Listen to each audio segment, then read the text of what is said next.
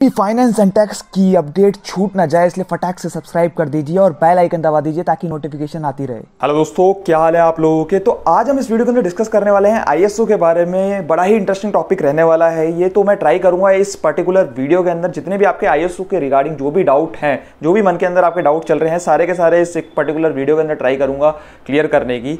तो यार सबसे पहला जो डाउट है, सबसे पहली चीज यार देखो, आप खुद से अप्लाई नहीं कर सकते ये, ठीक है। तो आपको गवर्नमेंट जो इसके अंदर जो एक्रेडिटेशन बॉडी होती है उसी के पास राइट होता है आपको बना के देने का। तो सबसे पहली चीज तो ये तो निकाल दो कि how to apply online by yourself, ठीक है।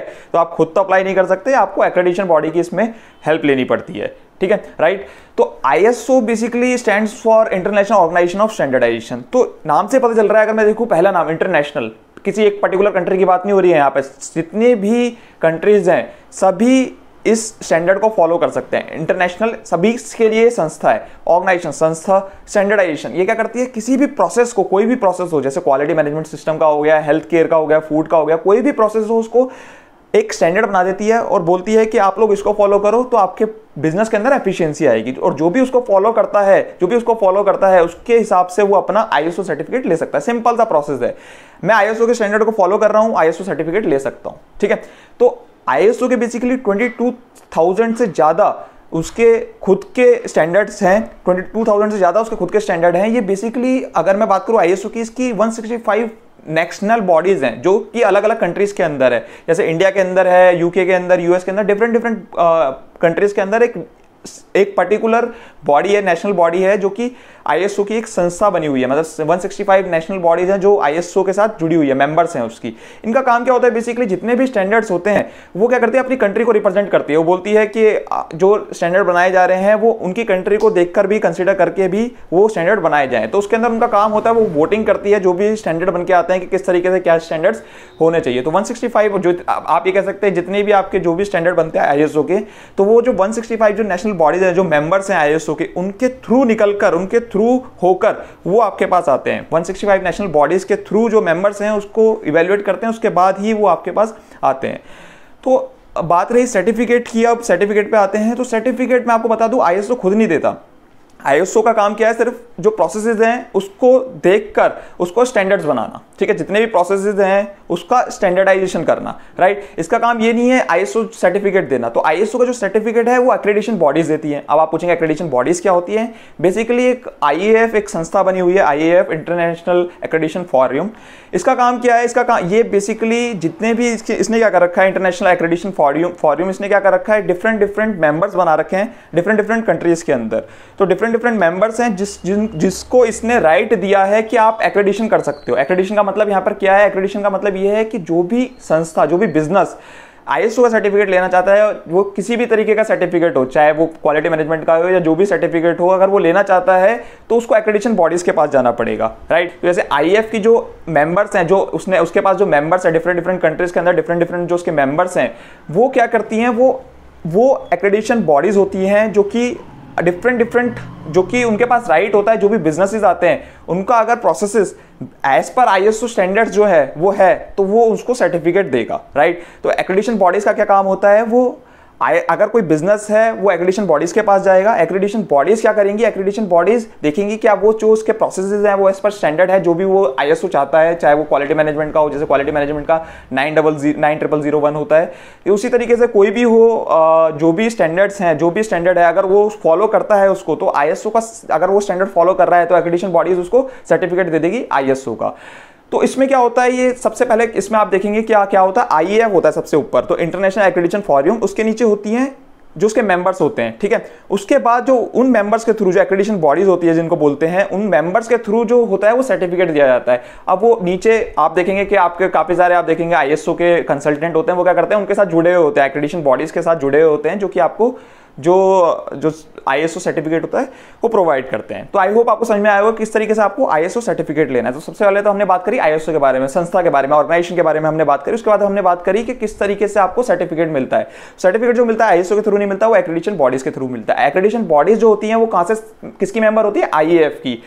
आईएएफ का क्या काम होता है, मैं ये बात करता हूं। आईएएफ का काम ये होता है कि किस तरीके से जो कि उसके मेंबर्स हैं, जो कि एक्रेडिटेशन बॉडीज हैं, आईएएफ की जो मेंबर्स हैं, वो किस तरीके से सर्टिफिकेशन करेंगी उसका काम ये होता है उसको चेक करना कि वो अपने ठीक से काम कर रही है नहीं कर रही है। ऐसा तो नहीं है कि कोई स्टैंडर्ड फॉलो नहीं कर रहा है कोई बिजनेस, उसको भी सर्टिफिकेट दे दिया। जब बात करते हैं ये जो ISO के जो भी सर्टिफिकेट्स होते हैं, जितने भी आपके सर्टिफिकेट होते हैं, जैसे 22,000 जो सर्टिफिकेट मैंने आपको बताया 22,000 से ज्यादा सर्टिफिकेट हैं, तो ये मैं आपको बता दूं ये सारे प्रोसेसेस क्या हैं। कोई भी पर्टिकुलर कोई प्रोडक्ट और सर्विस को लेकर नहीं है। मतलब मान लीजिए क्वालिटी मैनेजमेंट सिस्टम का आपको पता है 9001 2015 है, तो वो जो है किसी भी तरीके की ऑर्गेनाइजेशन हो, प्रोसेस जो क्वालिटी मैनेजमेंट का है उसके हिसाब से अगर वो कोई फॉलो कर रहा है तो उसको दिया जाएगा, राइट। तो ऐसा नहीं है कि आपको जो प्रोडक्ट वाइज कोई ISO है, ISO जो है वो प्रोसेसेस वाइज है, राइट। ये काफी लोगों का डाउट होता है, तो मैं आपको बता दूं कि और ये जो ISOs होते हैं वो डिफरेंट बिजनेस, डिफरेंट जो पर्टिकुलर इंडस्ट्री है उसके ऊपर डिपेंड करते हैं। जैसे हेल्थ केयर का अलग ISO होगा, फूड इंडस्ट्री का अलग होगा, तो वो उसके ऊपर भी डिपेंड करते हैं। अब जो क्वालिटी मैनेजमेंट का है वो आप देखेंगे जनरली हर कोई लेता है, क्योंकि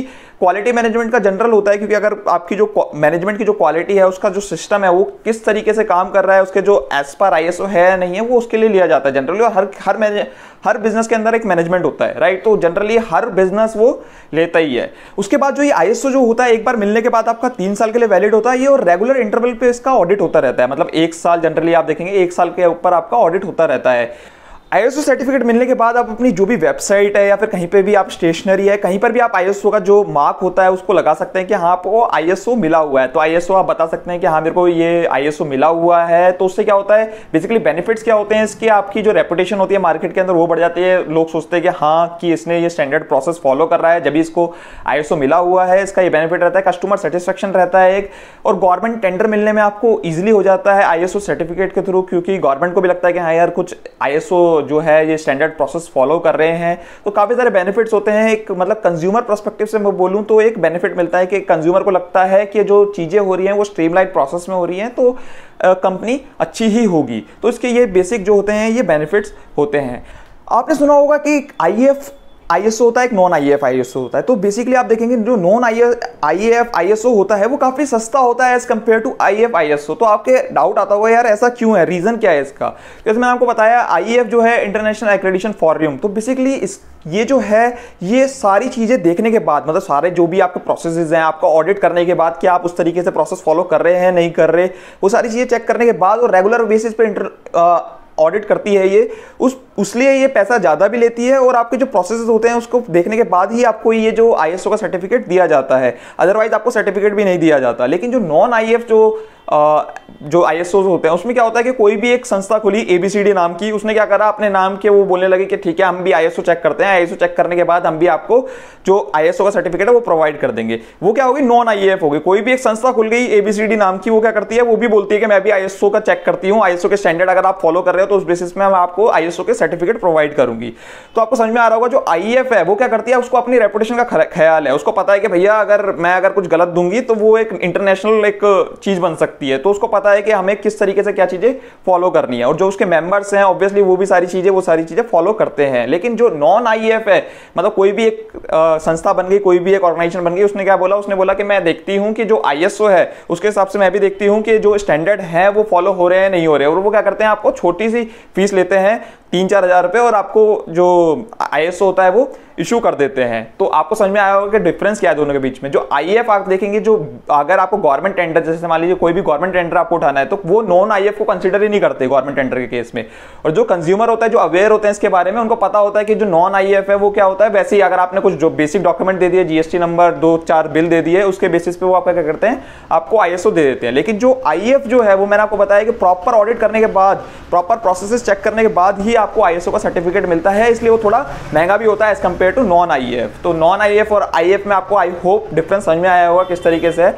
एंड ऑब्वियसली अगर आपका अभी छोटा बिजनेस है, अगर आपने इनिशियली अभी रन कर रहे हैं और आपको चाहिए कि हाँ यार ठीक है एक ISO सर्टिफिकेट मिल जाए, तो अभी के लिए आप नॉन IAF भी ले सकते हैं। लेकिन इन फ्यूचर जब आपको लगता है कि आपकी ऑर्गेनाइजेशन बड़ी हो गई, या फिर आपको गवर्नमेंट टेंडर्स के लिए जाना है, या कोई भी आपके ऐसे कोई चीजें हैं जहां पर आपको लगता है कि ISO की नीड है, वहां पर आप ISO ले सकते हैं। लेकिन मैंने आपको जैसे बताया कि ISO काफी कॉस्टली होते हैं as compare to non ISO। तो ये सारी चीजें थी जो ISO के बारे में आई थिंक जो जनरली लोगों के बीच में डाउट होते हैं, जो कि लोग जानना चाहते हैं ISO के बारे में। तो ये बेसिक चीजें थी जो मैं डिस्कस कर चुका हूं इस वीडियो के अंदर।